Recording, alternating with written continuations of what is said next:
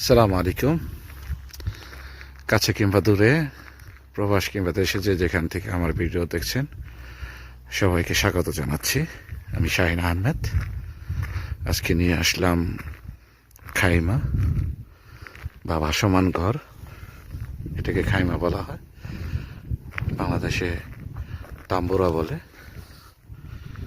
এটার বিষয় হচ্ছে, শীতের দিন আসলে তারা এই ঘরটার মধ্যে থাকা বা পার্টি দেওয়া বা আনন্দ ফুর্তি করার জন্য এগুলো করে। আসলে তাদের ঐতিহ্য এটা।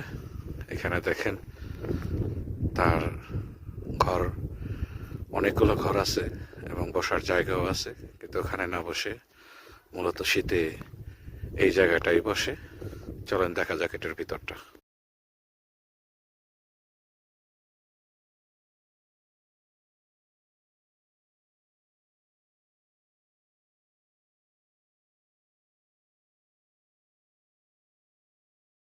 বাহিরের তাপমাত্রার চেয়ে ঘরের ভিতরের তাপমাত্রাটা অনেক বেশি, এবং এখানে বাতাস ঢুকতে পারে না। এটা তাদের বসার জায়গা। এখানে চা, কফি এগুলো বানানো হয় বা পার্টি সরঞ্জাম তৈরি করা হয়। আসলে তারা আনন্দ করার জন্য এই জায়গাটা বানায়।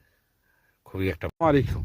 عليك سوي السلام سوي عليك. سوي فيديو. هلا هلا مرحبا عليك، كيف الحال؟ الحمد لله كيف تمام. الصحة؟ كلش تمام؟ الحمد لله. كيف حالك؟